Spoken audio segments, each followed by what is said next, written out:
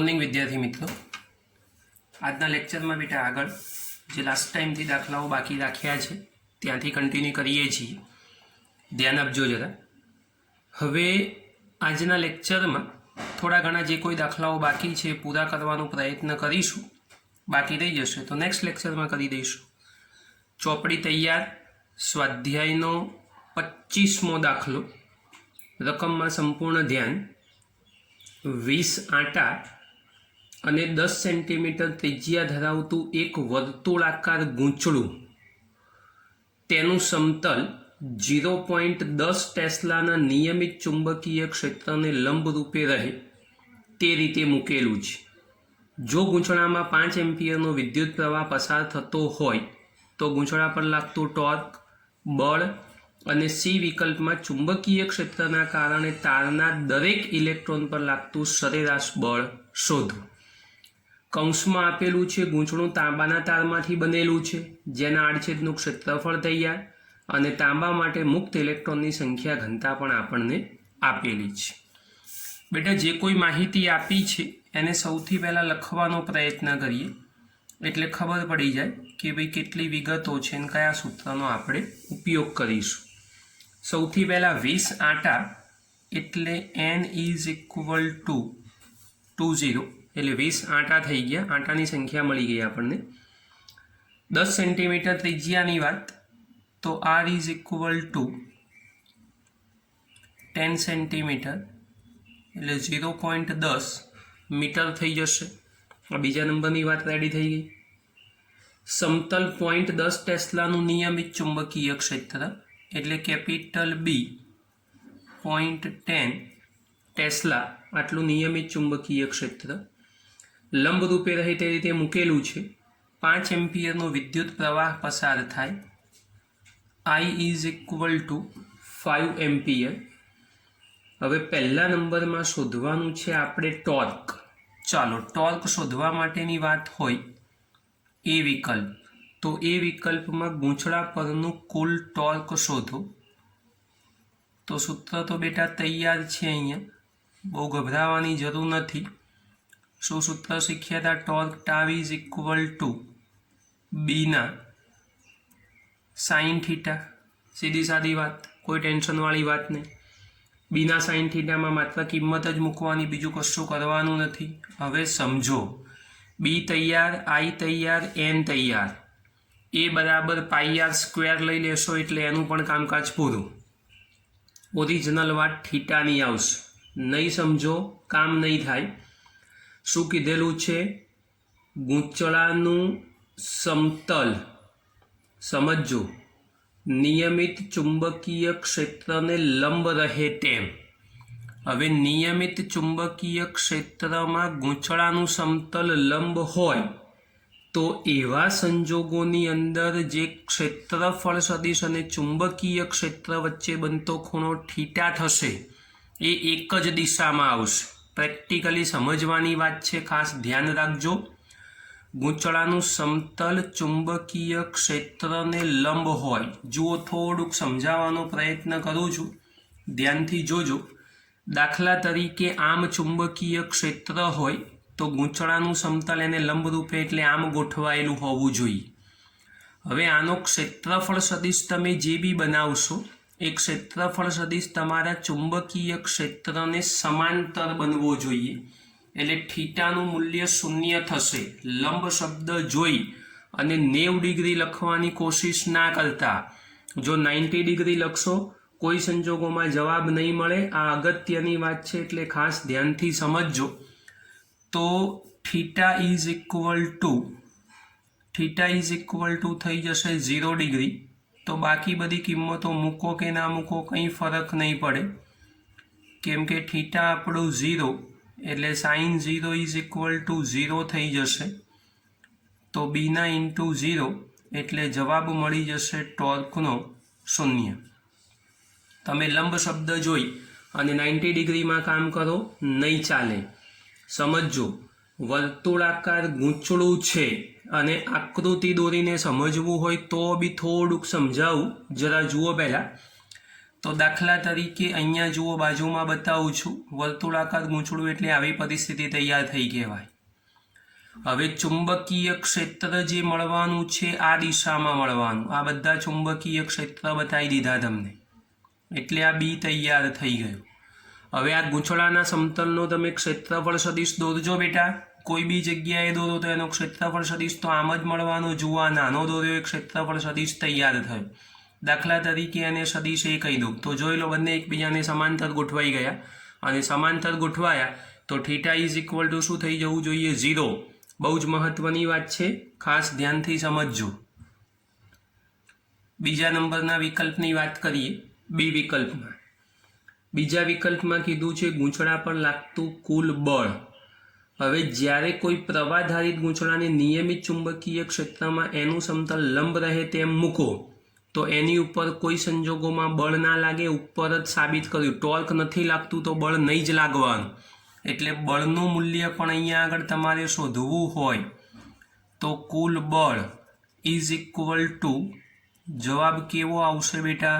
0. F બરાબર ILB સૂત્ર લઈ લેશો તો બી ચાલશે. સાઇન 0 0 જ થઈ જવાનું. એટલે યાદ રાખો, પ્રવાહધારિત ગૂંચળાને ચુંબકીય ક્ષેત્રમાં તેનું સમતલ એને લંબ રહે તેમ મૂકો તો લાગતું બળ શૂન્ય થશે. જો લંબરૂપે શબ્દ ના હોત તો ગણતરી કરી અને આપણે જવાબ શોધી શક્યા હોત, જે આપણે શોધવો પડત. હવે ત્રીજા નંબરના વિકલ્પની વાત કરીએ. વિકલ્પ નંબર સી. હવે જુઓ, સી વિકલ્પમાં શું કીધેલું છે? ચુંબકીય ક્ષેત્રના કારણે ગૂંચળાના તારમાંના દરેક ઇલેક્ટ્રોન પર લાગતું સરેરાશ બળ શોધો.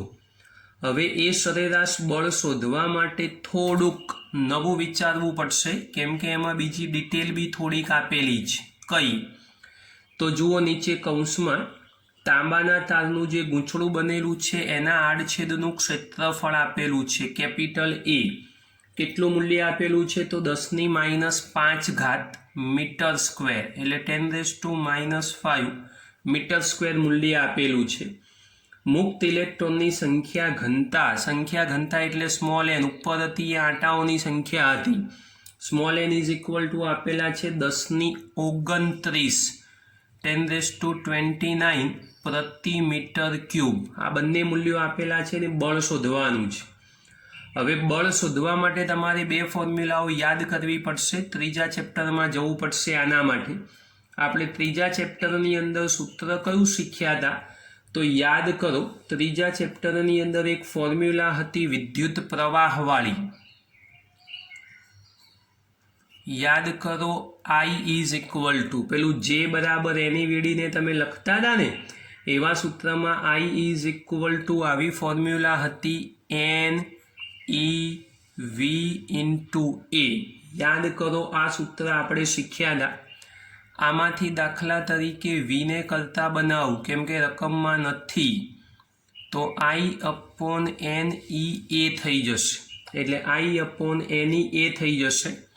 હવે વર્તુળાકાર ગૂંચળું છે ને લંબરૂપે ગતિ હોય તો સાયક્લોટ્રોન યાદ કરી અને એ જ ફોર્મ્યુલા લખવી પડે, QVB અથવા EVB. કેમ કે વેગ આપણે ઉપર શોધેલો છે તો એનો જ ઉપયોગ કરવાનો આવશે, QVB અથવા EVB.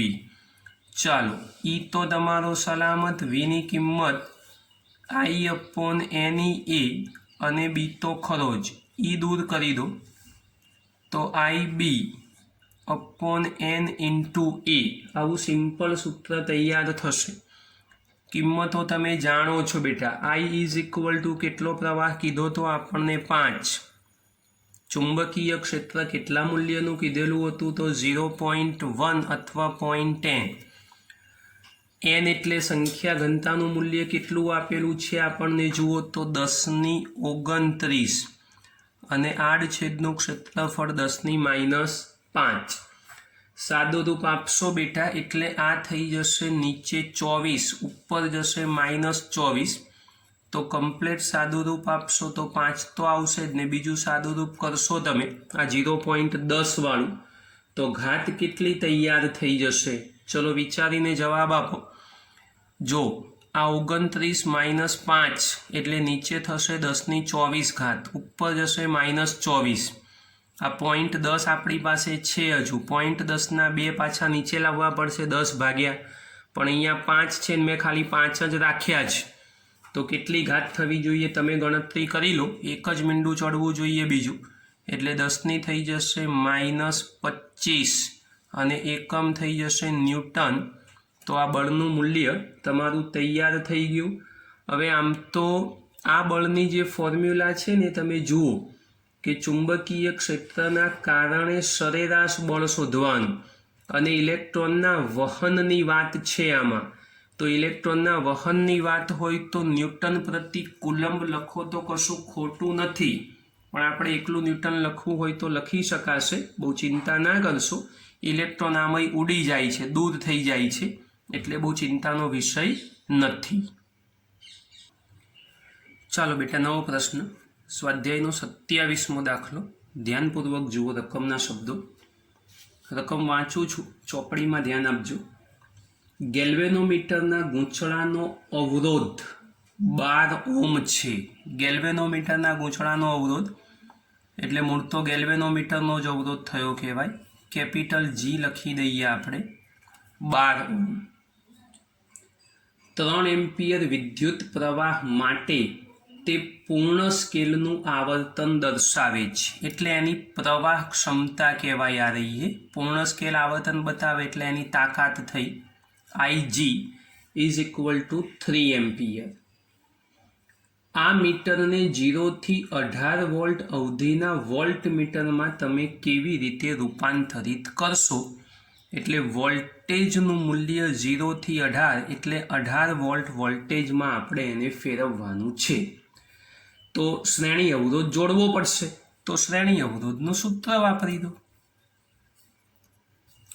આપણે સાબિત કરેલું છે છેલ્લા પ્રશ્નની અંદર ચલો શ્રેણી અવરોધનું સૂત્ર શું થશે ભાઈ RS સિરીઝ રેઝિસ્ટન્સ આવું લખો તોય ચાલે વોલ્ટમીટર માટે RV લખો એકલો R લખશો તો બી ચાલશે શું હતું સૂત્ર બેટા V/IG -G ચલો V બરાબર 18 IG બરાબર 3 -G ઇઝ ઇક્વલ ટુ 12 જરા ધ્યાનથી જોજો હં હવે 3 એમ્પિયર છે કે મિલી એમ્પિયર કેમ કે આ જવાબ કરો મેં એમ્પિયર લખ્યું એકચ્યુઅલી અહીંયા મિલી એમ્પિયર જ હોવું જોઈએ તો નહીં તો આ જવાબ જ સેટ ના થાય 6 ઓછા 12 એટલે માઇનસમાં જવાબ થશે એટલે મિલી એમ્પિયર જ હશે તો 3 × 10⁻³ એમ્પિયર યાદ રાખજો જો રકમમાં કદાચ એમ્પિયર હોય તો મિલી એમ્પિયર કરી દેજો અને મિલી એમ્પિયર હોય તો બહુ પ્રશ્ન નથી મારી ભૂલ હોય તો સોરી એટલે 3 ×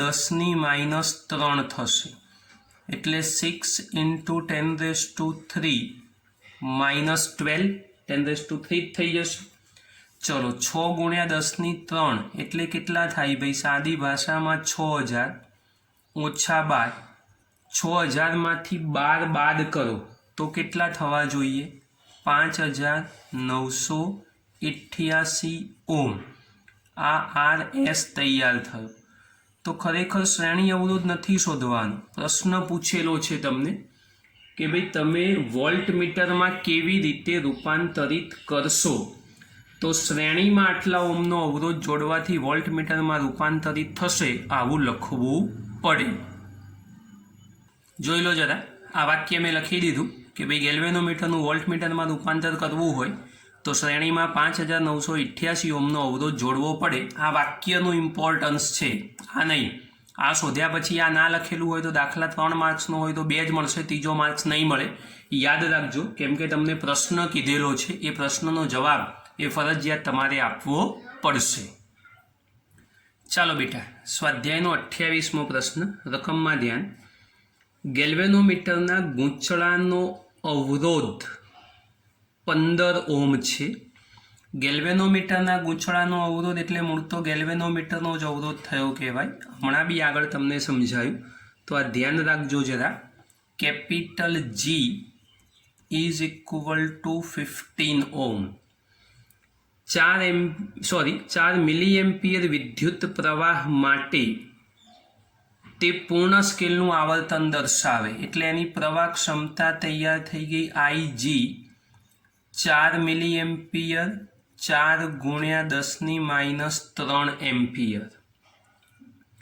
તેને 0 થી 6 એમ્પિયર અવધિના એ મીટરમાં, એટલે આઈ આપેલો છે 6 એમ્પિયર અવધિના એ મીટરમાં તમે કેવી રીતે રૂપાંતરિત કરશો. હવે બેટા એ મીટર ફેરવવું હોય તો શન્ટ જોડવો પડે, હમણાં આગળ આપણે જોયું છે. તો ચાલો શું કરશો, અહીં શન્ટની ફોર્મ્યુલા શું શીખવાડી હતી આપણે, G × IG upon I - IG. આ બંને સૂત્રોના એક એક દાખલાઓ છે બેટા, ધ્યાન રાખજો. ચલો G = 15, IG બરાબર 4 ગુણ્યા 10⁻³ I બરાબર 6 અને અહીંયા 4 ગુણ્યા 10⁻³. બહુ વિચારીને જવાબ આપવાનો છે બેટા, સમજજો જરા. આવું ના લખાય. જો આવું લખો ને તો તમે શું કરશો, 6 - 4 કરી દેશો, એટલે અહીંયા કૌંસ ફરજિયાત કરજો, નહીં તો તમે 2 ગુણ્યા 10⁻³ લખી દેશો. એટલે આ તમારે ધ્યાન રાખવાનું છે બેટા, સમજજો. હવે આ કેલ્ક્યુલેશન જો કરવી હોય તો ઉપર 15 ચોક 60 ગુણ્યા 10⁻³ થઈ જશે, એના છેદમાં આ 6. હવે સમજો 6 એમના એમ -4 × 10⁻³ કેલ્ક્યુલેટરમાં એનો જવાબ તમારે 4/1000 અલગથી કરી દેવાનો, નહીં તો સાદું રૂપ નહીં કરી શકો તમે. એટલે 4/1000 અલગથી કરશો એટલે શું જવાબ આવશે, 0.004. આટલું જ થશે ને, એકમ દશક 100,000 આવી કન્ડિશન થવી જોઈએ. સાદું રૂપ કરવું પડે તમારે, નહીં તો જોઈ લો 60 ગુણ્યા 10⁻³ આ થઈ જશે 5.996. 60/1000 કરશો એટલે જે જવાબ આવે એને આના વડે ભાગી દેજો, સાદું રૂપ આપશો એટલે લગભગ 0.01 ઓહ્મ આટલો જવાબ સેટ થશે. આ જવાબ થયો શન્ટ માટેનો. તો નીચે ફરજિયાત લખવું પડે કે ભાઈ ગેલ્વેનોમીટરની સમાંતર, એટલે ગેલ્વેનોમીટરનું એ મીટરમાં રૂપાંતર કરવા માટે સમાંતરમાં 0.01 ઓહ્મનો શન્ટ જોડવો પડે. આ ફરજિયાત લખવો પડશે, એટલે જરૂરી શન્ટનું મૂલ્ય આટલું હોવું જોઈએ 0.01 ઓહ્મ. પછી તમે એનું મિલી ઓહ્મ કે માઇક્રો ઓહ્મ ફેરવવું હોય તો ફેરવી શકો, બાકી 0.01 ઓહ્મ લખશો તો ચાલશે, બહુ વાંધો નહીં આવે. પણ બંને પ્રશ્નમાં બેટા વાક્ય લખવા અત્યંત જરૂરી છે, યાદ રાખજો. ચાલો બેટા એક અગત્યનો પ્રશ્ન શીખવાડું છું, એમાં એક વિકલ્પ હું સોલ્વ કરીશ, બાકીના 5 તમારે જાતે કરવા પડશે. એકમાં સમજ પડી તો બાકી બધા આવડી જશે, માટે ધ્યાન રાખજો. સ્વાધ્યાયનો 24મો પ્રશ્ન, 3000 ગોસ જેટલું નિયમિત ચુંબકીય ક્ષેત્ર ધન ઝેડ અક્ષની દિશામાં ઉત્પન્ન કરેલું છે. જુઓ પહેલી આકૃતિ મેં દોરેલી છે, ધન ઝેડ દિશામાં નિયમિત ચુંબકીય ક્ષેત્ર બતાવેલું છે આપણને. 10 સેન્ટીમીટર ને 5 સેન્ટીમીટર બાજુઓવાળા એક લંબચોરસ ગૂંચળામાંથી 12 એમ્પિયર પ્રવાહ પસાર થાય છે. દાખલા તરીકે આ 10 સેન્ટીમીટર હોય તો આ 5 સેન્ટીમીટર. આ પહેલી આકૃતિ છે, એવી અલગ અલગ 5 આકૃતિઓ બાકીની ચોપડીમાં દોરીને આપેલી છે, પછી જોજો શાંતિથી, જેમાંથી 12 એમ્પિયર પ્રવાહ પસાર થાય છે. આકૃતિમાં દર્શાવેલ જુદા જુદા કિસ્સાઓમાં ગૂંચળા પર લાગતું ટોર્ક કેટલું હશે, દરેક કિસ્સામાં કેટલું બળ લાગતું હશે, કયો કિસ્સો સ્થાયી સંતુલન દર્શાવે છે. 3 પ્રશ્નો છે આપણી પાસે ટોટલ. બધા પ્રશ્નોનું સોલ્યુશન શાંતિથી વિચારવાનું છે. હવે ખૂબ ધ્યાનથી જુઓ, જે ડિટેલ આપેલી છે ને એ પહેલાં નોંધી દઈએ, જરૂરિયાતની વસ્તુઓ શોધી નાખીએ અને એ શોધ્યા પછી નક્કી કરીએ કયા સૂત્રમાં કઈ કિંમત મૂકીશું. સૌથી પહેલાં 3000 ગોસ જેટલું નિયમિત ચુંબકીય ક્ષેત્ર, તો B =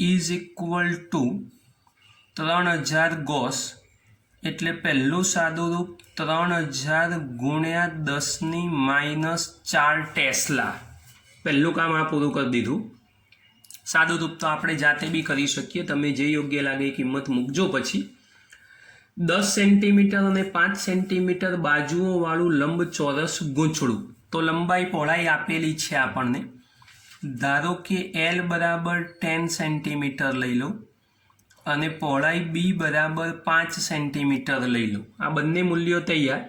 આની મદદથી હું ક્ષેત્રફળ શોધી દઉં. તો A is equal two LB 10 અને 5 સેન્ટીમીટર છે, યાદ રાખજો centimetre square, total 50 centimetre square થશે. એ સેન્ટીમીટર સ્ક્વેરના મીટર સ્ક્વેર જો કરવાના હોય તો 50 ગુણ્યા 10⁻⁴ મીટર સ્ક્વેર થઈ જશે. એટલે સેન્ટીમીટરના મીટરમાં રૂપાંતર કરી દીધું આપણે. આ બીજી અગત્યની વાત તૈયાર થઈ ગઈ. હવે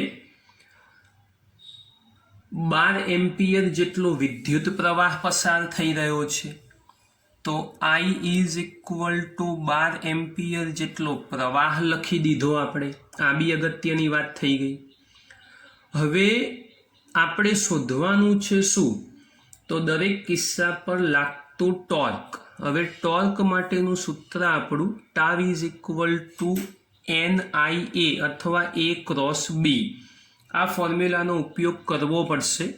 બળ પણ શોધવાની વાત છે તો બળ પણ શોધવું પડશે. જે જગ્યાએ જેની જરૂરિયાત હોય એ દરેકે દરેક સૂત્રમાં કિંમત મૂકી અને સાદું રૂપ આપવું પડશે. ચાલો સૌથી પહેલા નંબરની અંદર આપણું ટોર્કનું સૂત્ર વાપરીએ. સદિશ ફરજિયાત લખજો બેટા, યાદ રાખજો. Torque tau is equal two I into A cross B. ફરજિયાત, કેમ કે ડાયરેક્શનો જોવી પડશે. આંટાઓની સંખ્યા નથી તો એ નહીં લખીએ તો ચાલશે, એમાં બહુ ગભરાવાની જરૂર નથી. ચલો I ઇઝ ઇક્વલ ટુ કેટલા આપેલા છે આપણને? 12. કેપિટલ A, તો કેપિટલ A બહુ સમજીને કામ કરજો. 50 ગુણ્યા 10⁻⁴. હવે આ તો લખી દીધું તમે. કઈ દિશામાં થશે ક્ષેત્રફળ સદિશ? તમે જુઓ જે તમારો સમતલ તૈયાર થયો એ સમતલનો ક્ષેત્રફળ સદિશ એ સમતલને લંબરૂપે હોવો જોઈએ. આમ એટલે આમ લંબરૂપે હોય તો એક્સ અક્ષની દિશામાં થાય, એટલે અહીંયા ઘટક જે લખાવવો પડે I કેરેટ લખવો પડશે. ક્રોસ બીનું મૂલ્ય આપણી પાસે તૈયાર છે, ચુંબકીય ક્ષેત્ર. હવે 3000 ગુણ્યા 10⁻⁴, તો એની જગ્યાએ 0.3 લખવું હોય તો લખી શકીએ આપણે. અને ઝેડ અક્ષની દિશા છે એટલે K કેરેટ કરી દઈશું. આ 12 સલામત રાખીશું. 50 અને 0.3 એટલે 3/10, તો મીંડું કેન્સર એટલે થઈ જશે 15 ગુણ્યા 10⁻⁴ અને I ક્રોસ K. હવે 12 એમના એમ, 15 ગુણ્યા 10⁻⁴ એમના એમ, અને I cross K is equal two -J થશે. આ બી એટલી જ અગત્યની વાત છે બેટા, ધ્યાન રાખજો. આનું સાદું રૂપ કરો તો 15 ગુણ્યા 12 કરશો એટલે 12 15 180 થશે. 15 ગુણ્યા 10 કરો એટલે 150 ને 15 દૂ 30 એટલે થઈ જશે 180 ઇન્ટુ 10⁻⁴ અને -J તો ખરા જ. હવે 10⁻⁴ છે, 180/10,000 કરશો. આઈ થિંક જવાબ તમે આપી શકો એમ છો. માઇનસ નિશાની હું ડાયરેક્ટ લઈ લઈશ. 1.8 ગુણ્યા 10⁻², અને જે કેરેટ લખું તો એમાં કશું ખોટું નથી. ચાલશે ને? બે ભાગ પાડી દીધા, અથવા ડાયરેક્ટ બી તમને જે ફાવે તમે લખજો, ચિંતા ના કરશો. તો ચોપડીમાં આવો ઓર્ડર હોય એક આંકડા પછી પોઈન્ટનો, એટલે મારે લખવું પડે, બાકી બહુ ચિંતા ના કરશો. હવે આ જે કેરેટ તો એનો આવ્યો, પણ આપણે શોધ્યું છે ટોર્ક. તો આનો કૌંસ કરી દેવાનો ફરજિયાત, અને પછી એકમ લખવાનો ન્યૂટન પ્રતિ મીટર. આ ભૂલાઈ ગયો હતો, આ લખવો પડશે ફરજિયાત, એટલે એકમ થઈ જશે ન્યૂટન પ્રતિ મીટર. તો બેટા મહત્વની વાત તૈયાર થઈ ગઈ. પહેલા નંબરમાં ટોર્ક મળી ગયું. દરેક કિસ્સામાં કેટલું બળ લાગતું હશે. હવે બળ એ તમારે જાતે શોધવું પડશે. ટોર્ક મળ્યું છે તો બળ તો તમે આરામથી શોધી શકશો, અને કયો કિસ્સો સ્થાયી સંતુલન દર્શાવે છે એ તમે જ્યારે ત્યારે શોધશો મૂલ્યો, ત્યારે ખબર પડશે કે સ્થાયી સંતુલન અવસ્થા કઈ થાય. બળનું મૂલ્ય અને ટોર્કનું મૂલ્ય જો શૂન્ય મળતું હોય તો સ્થાયી સંતુલન અવસ્થા મળશે. બાકીના 5 વિકલ્પો ગણતરી કરી અને જાતે શોધવાનો પ્રયત્ન કરજો. કોઈ પણ જગ્યાએ તકલીફ પડે તો પૂછજો, પણ મહેરબાની કરી રેફરન્સ બુકમાંથી કે એમાંથી કોપી કરવાનો પ્રયત્ન કરતા નહીં. આ હજુ બી કહું છું, ખાસ ધ્યાન રાખજો. અગત્યની વાત હતી એ મેં શોધી આપી છે, બાકીની વાત તો સહેલી છે, એમાં બહુ ચિંતાનો વિષય નથી. તો આ પહેલો મુદ્દો જે આપણી આકૃતિ એ હતી એનું સોલ્યુશન કર્યું છે આ રવિએ. તો એ જ પ્રમાણે બી, સી, ડી, ઈ અને એફ આ બધા તમારે જાતે કરવાના રહેશે. એ જાતે કરશો તો જ આમાં ખબર પડશે. બાકી હું ગણી આપીશ ને તમે કોપી કરી દેશો તો આમાં અન્ડરસ્ટેન્ડિંગ નહીં આવે. પ્રેક્ટિસ કરજો. મેં શોધ્યું એ પ્રમાણે ડાયરેક્શનો સમજજો. છતાં બી કોઈ જગ્યાએ ડાઉટ લાગે તો ગમે ત્યારે બી પૂછજો. બાકી ગભરાતા નહીં. દાખલો સહેલો છે, આકૃતિઓ જોઈ અને ટેન્શન લેવાની સહેજ પણ જરૂર નથી. ચાલો બેટા, એક અગત્યનો મોસ્ટ આઈએમપી થોડોક અઘરો ગણી શકાય બાયોલોજીવાળા બાળકો માટે ખાસ, કેમ કે કેલ્ક્યુલેશનમાં મેથેમેટિક્સ આવશે એટલા માટે કહું છું. બાકી ચિંતા ના કરશો. થોડોક ટફ દાખલો, ધ્યાનથી સમજો. કેપિટલ આર ત્રિજ્યા અને એન આટા, ચોપડીમાં ધ્યાન હો, રકમમાં સંપૂર્ણ. એન આટા ધરાવતા એક વર્તુળાકાર ગૂંચળામાંથી વિદ્યુત પ્રવાહ આઈ પસાર થાય છે અને તેની અક્ષ પર તેના કેન્દ્રથી એક્સ અંતરે ચુંબકીય ક્ષેત્રનું મૂલ્ય બી ઇઝ ઇક્વલ ટુ, જે આપેલું છે લખું છું અત્યારે પહેલા, B is equal to μ0 I r² n, μ0 I r² n એના છેદમાં 2 times x² plus r²⁵ ring માટે ઓલરેડી આપણે આ સાબિત કરેલું છે, એના જેટલું છે. પહેલો વિકલ્પ, દર્શાવો કે ગૂંચળાના કેન્દ્ર પાસે આ સમીકરણ જાણીતા સમીકરણ જેવું બને છે. તો ચાલો, એ વિકલ્પમાં તો બહુ ચિંતાનો વિષય છે જ નહીં. સિમ્પલ વાત, કેન્દ્ર પાસે ચુંબકીય ક્ષેત્ર. હવે કેન્દ્ર પાસે જો મારે શોધવું હોય તો કેન્દ્ર પાસે ચુંબકીય ક્ષેત્ર માટે x ઇઝ ઇક્વલ ટુ 0 લેતા. ચલો, કેન્દ્ર પાસે ચુંબકીય ક્ષેત્ર મૂકવું હોય તો x બરાબર 0 લઈ લઈએ. ચાલો બેટા, શું બનશે સમીકરણ? b is equal to μ0 I r² n છેદમાં 2 ટાઈમ્સ, અહીંયા 0 મૂકી દઉં છું. આ પદ ગયું, r² ની 3/2 આ ગયો એટલે ખાલી r³ બચશે. આ સ્ક્વેર જોડે ક્યુબ કેન્સલ કરી દેશો તો b is equal to μ0 I n upon 2r. યાદ કરો, કેન્દ્રની ફોર્મ્યુલા આવી જ સાબિત થઈ હતી, એ જ વસ્તુ અહીંયા મળી. તો આ જાણીતા સમીકરણ જેવું ગણી શકાય. આમાં કશું અઘરું નથી, ખૂબ ધ્યાનથી સમજજો જરા. આ ઇક્વેશન જે આપેલું છે એ જ ઇક્વેશન આપણે લખ્યું, આમાં કશું બાકી રહેતું નથી. આ બહુ જ અગત્યની વાત, ખાસ ધ્યાનથી સમજવાનું છે. ચાલો બેટા, હવે બી વિકલ્પ ઉપર ફોકસ કરો. જે અગત્યનો પોર્શન છે આ જ છે અને ધ્યાન આની અંદર જ રાખવાનું છે. ખૂબ ધ્યાનથી સમજજો. બાયોલોજીવાળા બાળકો ખાસ ધ્યાન રાખજો, મેથેમેટિકલ કેલ્ક્યુલેશન છે માટે કહું છું બેટા. હા, બે સમાંતર એક અક્ષ પર આવેલા સમાન ત્રિજ્યા કેપિટલ આરના ગૂંચળા વિચારો જેમના આંટાની સંખ્યા પણ n છે. સમય ના બગડે એટલે મેં આકૃતિ ડેવલપ કરી દીધી. આ બંને સરખી આર ત્રિજ્યાવાળા બે ગૂંચળાઓ જેમના આંટાઓની સંખ્યા સરખી કરી દીધી, ત્રિજ્યા સમાન છે, એક સમાન દિશામાં સમાન વિદ્યુત પ્રવાહ પણ ધરાવે છે, બંને એક જ સરખી દિશામાં, ધારો કે આમ ફરતો હોય તો આમ, સમઘડી અથવા વિષમઘડી એક જ સરખી દિશામાં એક જ સરખો પ્રવાહ ધરાવે છે. તેમની વચ્ચેનું અંતર પણ કેપિટલ આર, જોઈ લો એમની વચ્ચેનું અંતર પણ મેં કેપિટલ આર લખી દીધું છે. દર્શાવો કે બે ગૂંચળાના મધ્યમાં, હવે મધ્યવાળી વાત કરી એટલે મેં મધ્ય બિંદુ બનાવી દીધું, તો અહીંથી આટલે સુધીનું અંતર r/2, અહીંથી અહીં સુધીનું અંતર પણ r/2 થઈ ગયું. મધ્યમાં તેમની અક્ષ પર આવેલા બિંદુની આસપાસ, મધ્યમાં આ અક્ષ દોરી દીધી, આ મધ્યનું બિંદુ, એની આજુબાજુ કાં તો આ બાજુ કાં તો આ બાજુ, તમને જ્યાં ફાવે ત્યાં આસપાસ આરની સરખામણીમાં નાના અંતર સુધી, આર જે આપેલો છે એની સરખામણીમાં નાના અંતર સુધી ચુંબકીય ક્ષેત્ર નિયમિત હશે. હવે આપણે જ્યાં અહીંથી દાખલા તરીકે પી બિંદુ ધાર્યું એ કેટલા અંતરે ધાર્યું છે, ધારો કે વાય જેટલા અંતરે, તો આપણે અહીંયા એવું લખી શકીએ, ધારો કે કેન્દ્રથી પી સુધીનું અંતર ઇઝ ઇક્વલ ટુ વાય,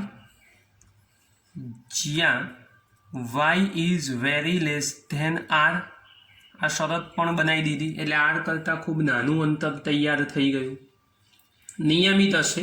અને એ જવાબ જે આપણી ચોપડીમાં છાપેલો છે 0.72 μ0 NI/r, આ આપણે સાબિત કરવાનો છે બેટા. આ જવાબ કોઈ ગભરાવાની જરૂર નથી, સહેલામાં સહેલી વાત છે, આપણા સૂત્રનો ખાલી ઉપયોગ કરવાનો છે, તમે ધ્યાનથી સમજજો જરા. હવે વિચારો કે ભાઈ કેન્દ્રથી પી બિંદુ સુધીનું અંતર મેં વાય પસંદ કર્યું, તો કેન્દ્રથી આપણું પહેલા નંબરનું એટલે પી બિંદુ, દાખલા તરીકે અહીંથી હું વિચારું, આ બિંદુ પાસેથી વિચારું તો આ બિંદુ પાસેથી પી બિંદુ સુધીનું અંતર કેટલું થાય, તો r/2 માં વાય ઉમેરો એટલું. અને આ રિંગ પાસેથી પીનું અંતર કેટલું થાય, તો r/2 માંથી વાય બાદ કરવું એટલું. તો એ બંને અંતરો આપણે લખી દઈએ.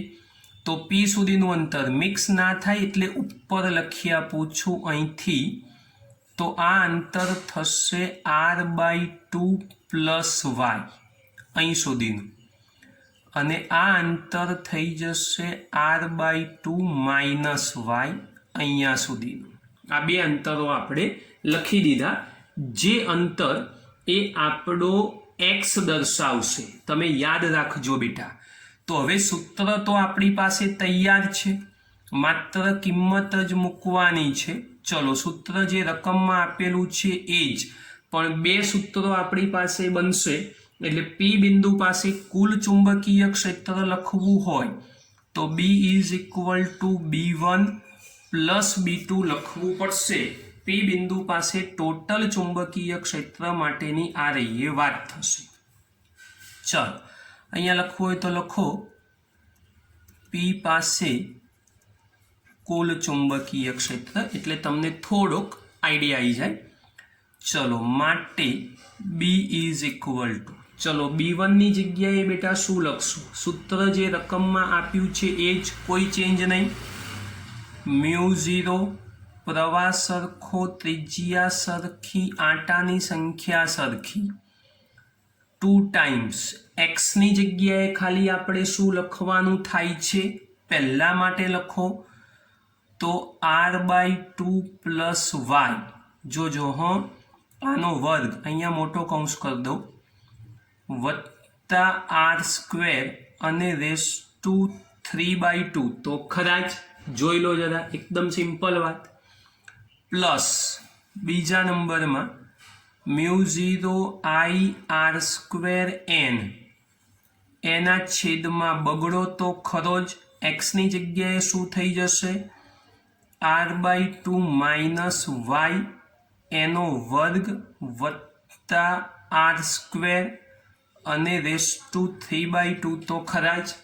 હવે આ સાદું રૂપ આપવા માટે મેથ્સવાળા બાળકોએ જાતે પ્રયત્ન કરવાનો, બાયોલોજીવાળા બાળકો કદાચ થોડુંક કોપી કરવાનો પ્રયત્ન કરશે તો ચાલશે, પણ મેથ્સવાળા બાળકો જાતે પ્રેક્ટિસ કરજો, કશું અઘરું નથી આમાં, બહુ સમજીને કામ કરવાનું છે. જુઓ આપણે સાદું રૂપ કરીએ છીએ। ચાલો બેટા, હવે સાદુરૂપ કરીએ છીએ। ખૂબ ધ્યાનથી સમજજો જરા, હા, કોઈ ઉતાવળ નહીં કરવાની, એકદમ પ્રેમથી કામ કરવાનું, નહીં તો કન્ફ્યુઝ થઈ જશું। હવે સમજો, સિમ્પલ સેન્સમાં b is equal to μ0 I r²n/2 બંનેમાં જ એટલું કોમન લઈ લઉં પહેલાં। μ0 I r²n/2 આટલું કોમન થઈ ગયું તો શું બચશે કૌંસની અંદર? જુઓ બહુ ધ્યાનથી, 1/છેદમાં r² ખાલી હું પહેલાં લખીશ, r² plus r/2 plus y એનો હોલ સ્ક્વેર, અને આની 3/2 તો ખરી જ, આ 3/2 તો ખરી જ, પ્લસ સેમ કન્ડિશનમાં 1 r² પહેલાં લખું વત્તા r/2 માઇનસ yનો હોલ સ્ક્વેર, 3/2 અહીંયા પણ ખરી, જોઈ લો। આટલું સિમ્પલ સાદું આપણે કરી દીધું। હવે આ જે છેદવાળું પદ છે એનું સાદુરૂપ કરવા માટે μ0 I r²n/2। હવે છેદવાળા પદમાંથી r² ને આપણે કોમન લઈએ છીએ। સમજો ધ્યાનથી, છેદવાળા પદમાંથી r² ને હું કોમન લઈ છું તો જુઓ બેટા શું બચવાનું છે, જોયા કરજો શાંતિથી। 1/, હવે જો અહીંથી ખાલી r² કોમન લઉં તો કેવી પરિસ્થિતિનું નિર્માણ થાય પહેલાં સમજી લો। r² બહાર આવે એટલે અહીંયા એકડો થઈ જાય, તો આ કૌંસમાંથી કેવી રીતે પછી r² કોમન લેવાય એ ફરી પાછી મુશ્કેલી આવે। તો બેટર વે r² કોમન લો એ પહેલાં આનું સિમ્પલ સાદું રૂપ થોડું કરો એટલે થોડુંક પદ નાનું બને। તો કેવી રીતે સાદું રૂપ કરીએ જુઓ તમે, તો r² ને સલામત રાખું હાલ, પ્લસ જુઓ આનું સાદું રૂપ r²/4 એટલે a² પ્લસ 2ab, a વત્તા b નો હોલ સ્ક્વેર પ્લસ 2ab એટલે પ્લસ 2, a એટલે r/2, b એટલે y, અને ઉતાવળ નથી કરતા આપણે, પ્લસ b² એટલે y², આ પૂરું એની 3/2 વત્તા સેમ કન્ડિશનમાં 1/છેદમાં, હવે અહીંયા આખું પદ ના આવે તો થોડુંક નીચે લખીશ, જરા જોજો, ફરી એકવાર r² પ્લસ અહીંયા બી r²/4 પણ માઇનસ થઈ જશે 2 r/2 ઇન્ટુ y એટલે -2ab પ્લસ b² અને એની ઉપર 3/2 તો ખરી જ, અને આખો ચોરસ કૌંસ તો પૂરો કરવાનો જ। આ y તો છે જ બેટા, હા, થોડું ઉપર આવી ગઈ લાઈન, સમજી લેજો જરા। હવે સાદું રૂપ જુઓ બિલકુલ શાંતિથી, અંદરનું હજુ એક સ્ટેપ થોડું વધારે લખું છું, માટે b is equal to μ0 I r²n/2। જુઓ શાંતિથી, 1/છેદમાં આ 4 અહીંયા લઈ લો તો 4r² પ્લસ r² એટલે થઈ જશે 5r²/4, આ પહેલું પદ બન્યું આટલું, આ 4r² વત્તા r² એટલે 5r²/4 પ્લસ આ 2 કેન્સલ થઈ જશે એટલે ry plus y² rays two 3/2 વત્તા 1/છેદમાં અહીંયા જુઓ સેમ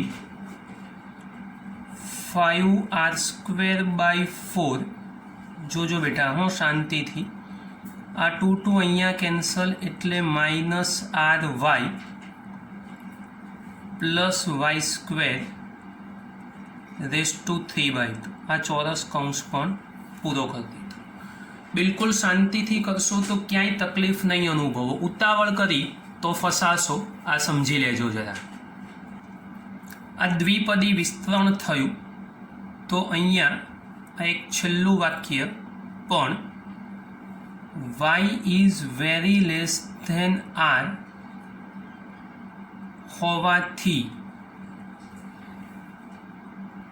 અંતિમ પદને અવગણતા. દ્વિપદી વિસ્તરણમાં આવું કામ થાય એટલે અંતિમ પદ એટલે આ વાય સ્ક્વેર વાળું પદ છે એની આપણે ગણતરી કરીશું નહીં, એને અવગણીશું, કેમ કે આરની સાપેક્ષમાં એ પદ કેવું છે, ખૂબ નાનું. તો હવે જે પદ બચશે એમાં માત્ર પહેલું બીજું, અહીંયા પણ માત્ર પહેલું બીજું જ લખીશું, છેલ્લું પદ આપણે લખીશું નહીં. આને દ્વિપદી વિસ્તરણ કહેવાય. આવું કામ આગળ કરેલું છે, યાદ રાખજો. આ દ્વિપદી વિસ્તરણવાળી વાત થઈ છે. જોઈ લો બેટા, આ પદ એને આપણે અવગણી દીધું એટલે વાય સ્ક્વેર વગરનું પદ મેં લખી દીધું છે. પેજ બદલાય છે એટલા માટે પહેલેથી મેં પદ લખી દીધું. જોઈ લો, તમારું વાય સ્ક્વેર વાળું પદ લખ્યું નથી, બાકીની વાત મેં અહીંયા આગળ કન્ટિન્યુ કરી દીધી. માટે બી ઇઝ ઇક્વલ ટુ, હવે ધ્યાનથી સમજજો, μ0 I r square n upon 2. હવે જોયા કરો બેટા, બિલકુલ શાંતિથી, ખૂબ ધ્યાનથી. છેદવાળું જે પદ છે આપણી પાસે એમાંથી 5r²/4 હું કોમન લઉં છું. જોજો હો જરા, તો શું આવે, 1/, અહીંયા 5r²/4 કોમન લઈ લઉં તો શું બચવાનું, ખૂબ ધ્યાનથી જોજો. અહીંયા 1 બચ્યો પ્લસ ry, એના છેદમાં મારે 5r²/4 લખવું પડશે. પદ નાનું કરવાનો પ્રયત્ન આપણે કરી રહ્યા છીએ બેટા, સમજો. આ થોડો મોટો કૌંસ બનાવી દેજો. હવે આ બેમાંથી આટલું કોમન લીધું પણ 3/2 તો છે જ, તો 3/2 તો આ બંનેની ઘાત બનવાની, તો એ તો બનાવવી જ પડશે. પ્લસ સેમ કન્ડિશનમાં અહીંયા બી હું એવું જ કામ કરીશ, 5r²/4 કોમન લઈ લઈશ તો કૌંસમાં 1 - ry છેદમાં 5r²/4 થશે. આ છગડીયો કૌંસ પૂરો કરીને અહીંયા પણ 3/2 અને આખો મોટો ચોરસ કૌંસ પૂરો કરી દઈશું. આટલી વાત થશે. હવે સાદું રૂપ કોમ્પ્લિકેશન વાળું બનતું જાય છે, આપણે એને ઇઝી જ રાખવાનું છે, સમજો. માટે બી ઇઝ ઇક્વલ ટુ, હવે જુઓ 5r²/4 બંનેમાં છે, 3/2 ઘાત સાથે હું 12 લઈ લઉં છું, μ0 I r²n અપોન 2 અને 5r²/4 એની 3/2 ઘાત, આખું પદ 12 લઈ લીધું. તો જુઓ કૌંસમાં શું બચ્યું, 1/1 પ્લસ આનું સાદું રૂપ જુઓ, ચોગડો ઉપર એક r કેન્સલ એટલે ઉપર થઈ જશે 4y અપોન 5r. જોઈ લો, એક r કેન્સલ થઈ ગયો, ચોગડો ઉપર જતો રહ્યો, આની ઘાત થઈ ગઈ 3/2 પ્લસ સેમ કન્ડિશનમાં અહીંયા 1 - 4y અપોન 5r એની 3/2. જોઈ લો, ઇઝી સેન્સ, આપણું સિમ્પલ લોજિક. આ સાદું રૂપ આવું વિચારવું પડે, મગજથી કામ કરવું પડે અહીંયા. Therefore B is equal to μ0 I r²n એના છેદમાં 2 5r²/4 રેસ ટુ 3/2. હાલ આને નથી અડતા આપણે, છેદવાળું પદ હું ઉપર લઈ જઈને માઇનસ ઘાત લખી દઈશ. 4y/5r race to -3/2 plus 1 - 4y/5r race to -3/2 વ્યસ્ત છે એટલે ઉપર લઈ જાઓ તો આ રીતે લખી શકાય. આ સિવાય બી તમારા મગજમાં કોઈ પણ બીજી મેથડ ડેવલપ થતી હોય તો તમે 100% એનું સાદું રૂપ કરી શકો છો. મેં કર્યું એવું ફરજિયાત કરવાની જરૂર નથી. આને પણ દ્વિપદી વિસ્તરણના પદમાં જ આપણે લખીશું, એટલે કે a વત્તા બીનો હોલ સ્ક્વેર હોય તો a² + 2ab + b² એવું જ પદ આની અંદર પણ કરાવીશું આપણે. ધ્યાન રાખજો બેટા. તો માટે b = જુઓ અહીંયાનું થોડુંક સાદું રૂપ આપણે જો કરવું હોય તો એ કરીએ, પણ એ પહેલાં કૌંસનું વિચારી લો. μ0ir² એના છેદમાં 2 5r²/4 રેસ ટુ 3/2. ચલો કૌંસનું સાદું રૂપ કરીએ. a વત્તા બીનો હોલ સ્ક્વેર હને, તો આપણે એ પ્રમાણે એકની આ ઘાત કરશો એટલે એનું એ જ પદ આવશે, એમાં કોઈ ફરક નહીં પડે. હવે આ માઇનસ છે એટલે આપણે વચ્ચેનું પદ માઇનસ a² + 2ab, તો અહીંયા માઇનસ છે એટલે 2, તો જે ઘાત છે એ આગળ લખી દઈશું. a એટલે 1 અને b એટલે 4y/5r. જોઈ લો 2ab વાળી વાત. અંતિમ પદ અતિ સૂક્ષ્મ છે એટલે એને આપણે ધ્યાનમાં લેવાનો પ્રયત્ન કરીશું નહીં. દ્વિપદી વિસ્તરણ એટલે અંતિમ પદને આપણે અવગણી દઈશું. આ પહેલા કૌંસનું સાદું રૂપ કર્યું, માત્ર આટલું જ ખાલી. પ્લસ સેમ કન્ડિશનમાં બીજી વાત કરીએ તો આ એકડો સલામત રહેશે. માઇનસ, હવે સમજો જરા, આ બીજા નંબરના પદની વાત થશે એટલે એકડો સલામત રહેશે. આ માઇનસ આ નિશાની આવી, આ ઘાત આગળ લેશો એટલે થશે -3/2. સમજ પડી કે નહીં? જરા સમજો. અહીંયા બી આપણે જુઓ -3/2 જ લીધું છે, તો -3/2, a એટલે 1 અને b એટલે 4y/5r. તો આ બીજા નંબરની વાત પૂરી કરી. આ કૌંસ સાથે આ કૌંસ પણ પૂરો થઈ ગયો. તો સમજો બેટા, બહુ જ અગત્યની વાત અહીંયા રહીએ. માટે b = μ0ir²n to 5r²/4 race to 3/2. હવે જુઓ 1 - 3 ચોક 12, 2 પંચા 10 એટલે 6/5 y/r આવું લખી શકાય. +1, આ માઇનસ માઇનસ પ્લસ થઈ જશે. સેમ કન્ડિશનમાં 6y/5r થશે. આ 6y/5r કેન્સલ થઈ જશે એટલે b = 1 + 1 ત્યાં 2 થઈ જવાના, એટલે b = μ0ir²n એના છેદમાં 2 5r²/4 રેસ ટુ 3/2 અને 1 + 1 = થશે 2. 2 જોડે 2 કેન્સલ કરી દો તો b = હવે માત્ર આનું સાદું રૂપ તમારે કરવાનું બાકી રહ્યું. μ0ir²n એના છેદમાં 5r²/4 એની 3/2 ઘાત. હવે તમારો જે જવાબ છે એ જવાબમાં કેટલું બચે છે એ બચાવો, બાકીનું સાદું રૂપ તમે જુઓ. તો ચાલો હવે આપણે આનું સાદું રૂપ કરીએ તો μ0ir²n એના છેદમાં, હવે 5/4 જુઓ અલગથી કરું તો 5/4 એની 3/2 ઘાત અને r² 3/2 એટલે r³ થઈ જાય. સ્ક્વેર જોડે ક્યુબ કેન્સલ કરો એટલે કેટલું બચશે? μ0in એના છેદમાં 1r બચ્યો અને 5/4 ની 3/2. આનો મતલબ 5/4 કરો એનો ઘન કરવાનો, છેલ્લે એનું શોધવાનું વર્ગમૂળ.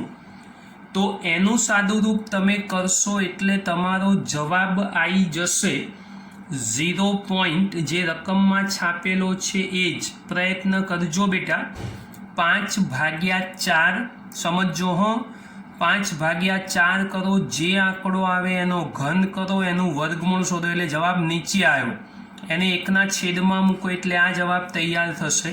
કૌંસમાં આવશે μ0 IN (r). આ માગ્યા પ્રમાણેનો અંતિમ જવાબ તમારો તૈયાર થઈ ગયો, જે લગભગ b બરાબર 0.72 μ0 NI/r વડે દર્શાવી શકાય.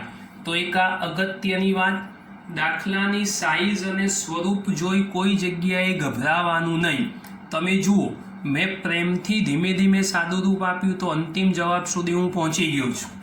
ભલે એક દાખલામાં 20-25 મિનિટ જેટલો સમય લાગ્યો હોય, પણ આપણે જવાબ સુધી પહોંચી ગયા છીએ. તો આ દાખલો બેટા તૈયાર કરજો.